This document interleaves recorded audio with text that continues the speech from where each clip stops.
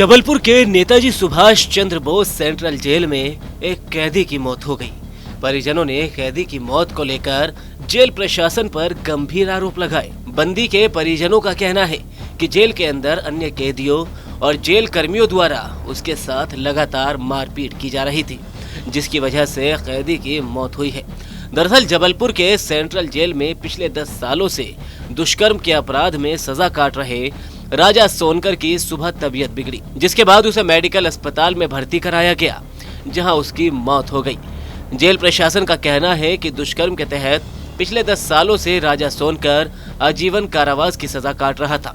उसे अंतिम सांस तक जेल में रहने की सजा मिली थी।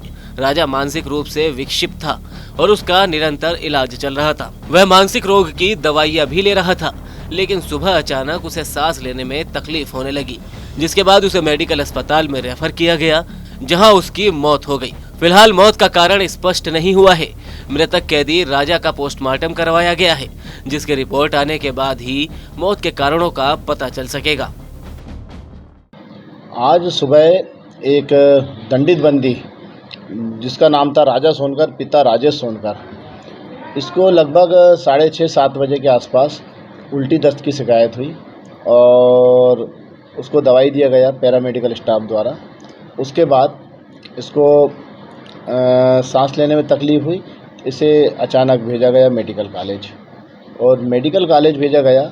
उसके 2 घंटे पश्चात लगभग इसकी मृत्यु हो गई। ये बंदी आजीवन कारावास की सज़ा में था, साथ साथ आजीवन कारावास के साथ शेष प्राकृतिक जीवन काल मतलब अंतिम सांस तक इसे जेल में रहना था। ये 376 के मामले में था और इसे 2012 में सज़ा पड़ी थी। ये मानसिक रूप से भी विक्षिप्त था। आने के पश्चात जमानत ना होने के कारण इसके मानसिक रूप से विक्षिप्त था, तो मानसिक रोगी वार्ड है, वहाँ पे इस बंदी को रखा गया था। डॉक्टर ने इसे लगभग 9 बजे करीब मृत घोषित किया गया। उनके परिवार वालों को सूचना दी गई।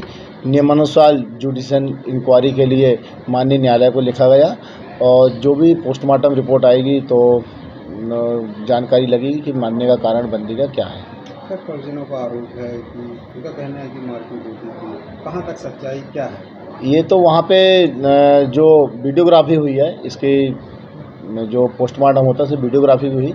मारपीट कुछ नहीं हुई और जो भी सामने होता है उसमें पूरी वीडियोग्राफी होती है। मजिस्ट्रेट साहब पहुँचे थे, जुडिशियल इंक्वायरी होती है। यदि मारपीट होती तो उसके निशान होते। चूँकि बंदी का ऐसी कुछ धारा में था जिसको अंतिम सांस तक जेल में रहना था, मतलब ये बंदी कभी छूटता नहीं जब तक इसका जीवन है।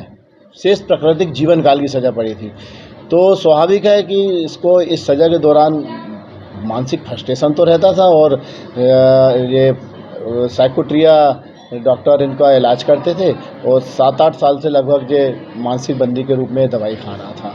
वहीं मेडिकल पहुंचे परिजनों का आरोप है कि जब भी मुलाकात होती थी तो राजा उनसे जेल के अंदर मारपीट की बात बताया करता था। उन्हें आशंका है कि जेल के अंदर मारपीट की वजह से ही राजा सोनकर की मौत हुई है, क्योंकि उसके शरीर पर मारपीट के निशान भी मिले हैं।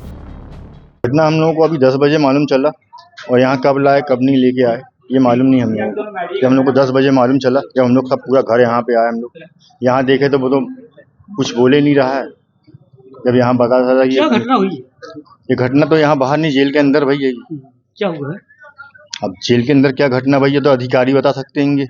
आप लोगों का क्या सोचना क्या है? हम तो देखे अपने भाई को, तो उसको इतनी मार पीटी है कि यहाँ पूरे कंधे, सर, पैर हर जगह तो वो सूजा है, निशान पूरे पड़े हैं उसके।